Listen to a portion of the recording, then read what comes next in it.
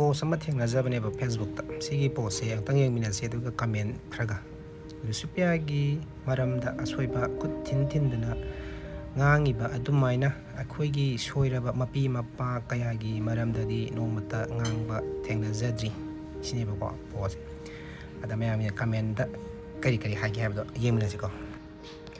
BJP amadi MLA mayamsi amuktadi kot-kotana ngangbida u haigado-bani sini mana hainingbi pose matangi comment jong yengminasi ba Licypriya gi maramda arana potholiba nangmu puksen pikpa leiramloi maramdi nahan makai nang kaidau leige haurokpada haibadi kaidawi nasagi khudong saba launaba su khangai si chumdi ba mai wai ji nangkai hairagadi mayamju khangadune ba kaigu lalamba leiragasu hojiti poto thenge matamdo yam kuina hogramina hojik haraka matadi masagi khudong saba lokba kanaba thiba kuma manba gum taweba ko aduni mai posu chumba su leiba musu sigi comment se masu yengminasi yamchu phajai apapa thabak singdo nangna amuk ngambar yengo phataba singi warak paduna legal na tawjarasano mayamna ngamdaba khara tawbira ibase paliba gopna phawba ngamdaba yauri kharasu thanks tawba tamse mioibase soidaba ngamba nate adubu mahakna su sokthona hairi khangninglabadi yumda lau takpige evidence ka loina lei onthokna magun amadi thona lei I am proud of you our valuable daughter nusibi meitai nupini sum mesi pose kayumba aranba tawba thaba ama taw taragadi mas lona dum magi lani pore ki dandi pijagani bako matang comment jong yengminasi aranba asoiba bu lale soire khanglaktuna chumba apapa thaba taroklabadi mamangi asubadu kautopibasu tamsi dakurat nakarsu muni malmiki oiraki matamduda miyamna balmiki ratnakar oringagi punsido ngakpiki afaba thaba ama tarokpa habase puning thogpigadobani mamangda mana adu torame da torame hadina sum tolai taragati kaidoruni mana honari bisingdo si comment se madi waro ba habda tare RK production se yam nusirambani yeningaktre da sigi comment si ma taseng na waro bagine mana samaina har ko sinadiko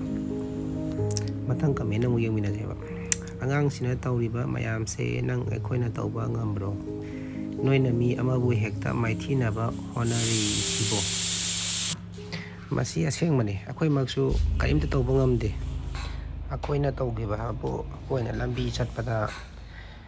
IDP singna kendan yolamba duk sar yolamba adumba khra lairakpa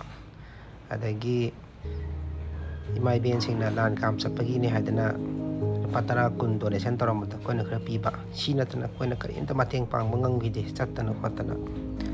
matang comment amu yang sebako aisu si hainingi asengba angang dunadi kitang oisu tawrai mana phaba phataba tongana thamkhraga adu RK production nadi ngasi phawba kari tawrage sini mina hospital sare hairasu moina sauri karigino ngamadi mapi mapa singda tawrodana adudi ngamde thut lawi yam hainingde tuga sai angang duga han duga compare tawrisi nopu noningdro satkera satloira UN da photo dabu oirasu kapi sumi matangi comment sing sidi khara sounding opokpa comment ngak to oina tawre RK production se hanadi khara taninglam bani handakti miwa ngangbi mau phattabiga sak manare thengnade RK paktaba senen ama leidai nei ihei apa saba aso asangna tawriba soibadi thidi ... haige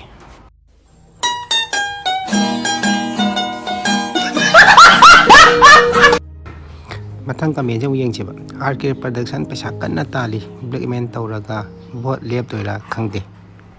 matang comment amu yengse adu di katai gamnia machum khara sarurbanina moisu hek haidokpado kiba bhagwan sina aroiba comment oirase comment yambaneba taba yadaba comment adagi nungaitaba wai wata phajaba sizinataba yam su yoiba ado sigi comment na ꯑꯅꯤꯃꯛ ꯐꯖꯩ, RKꯁꯨ ꯂꯨꯁꯤꯄꯤꯌꯥꯁꯨ, ꯑꯗꯨꯕꯨ ꯑꯅꯤꯃꯛ ꯋꯥꯔꯤ ꯁꯥꯟꯅꯧ ꯍꯟꯗꯛꯀꯤ ꯃꯇꯥꯡꯁꯤ RK ꯄ꯭ꯔꯗꯛꯁꯟꯅ ꯂꯥꯜꯂꯤ ꯈꯜꯂꯤ ꯍꯥꯏꯗꯨꯅꯦꯕ ꯃꯥꯒꯤꯁꯦ. ꯋꯥꯔꯤ ꯐꯖꯅ ꯁꯥꯟꯅꯕꯤꯔꯣ, ꯏꯆꯥꯅꯨꯄꯤꯗꯨꯅꯁꯨ ꯃꯌꯨꯝꯗ ꯂꯥꯛꯑꯒ ꯏꯟꯇꯔꯚ꯭ꯌꯨ ꯂꯧꯔꯣ, ꯅꯣꯏꯅ ꯑꯄꯥꯝꯕ ꯈꯪꯅꯤꯡꯕ ꯃꯉꯣꯟꯗ ꯂꯣꯏꯅꯃꯛ ꯂꯩ ꯍꯥꯏꯔꯕꯅꯤꯅ ꯀꯅꯥꯅ ꯆꯨꯝꯃꯤꯅꯣ ꯀꯅꯥꯅ ꯂꯥꯟꯂꯤꯅꯣ ꯍꯥꯏꯕꯗꯣ ꯐꯖꯅ ꯊꯤꯗꯣꯛꯄꯤꯔꯣ, ꯃꯌꯥꯝꯗ ꯆꯃꯝꯅꯔꯤꯕꯁꯦ ꯀꯣꯛꯍꯟꯕꯤꯔꯣ ꯑꯩꯈꯣꯏꯒꯤ ꯍꯥꯏꯕꯕꯨ. ꯑꯃꯁꯨ ꯏꯆꯥꯅꯤ, ꯏꯆꯟꯅꯤ, ꯃꯥꯁꯨ ꯂꯩꯕꯥꯛꯀꯤ ꯍꯣꯠꯅꯖꯕꯅꯤ, ꯋꯥꯖꯔꯕꯅꯤ. ꯑꯗ ꯁꯨꯃꯥꯏꯅ ꯑꯃꯨꯛ ꯁꯤꯊꯕꯤ ꯇꯥꯔꯒꯗꯤ ꯃꯥꯅ ꯇꯧꯅꯤꯡꯉꯤꯕ ꯊꯕꯛꯁꯨ ꯇꯧꯔꯛꯇꯕꯁꯨ ꯌꯥꯏ. ꯑꯗꯨꯅ ꯑꯩꯈꯣꯏꯅ ꯍꯥꯏꯖꯅꯤꯡꯕꯗꯤ ꯑꯐꯕ ꯊꯕꯛ ꯑꯃ ꯇꯧꯔꯛꯄ ꯃꯇꯝꯗ ꯃꯌꯥꯝ ꯆꯪꯗꯅ ꯄꯨꯛꯅꯤꯡ ꯊꯧꯒꯠꯄꯤꯕ,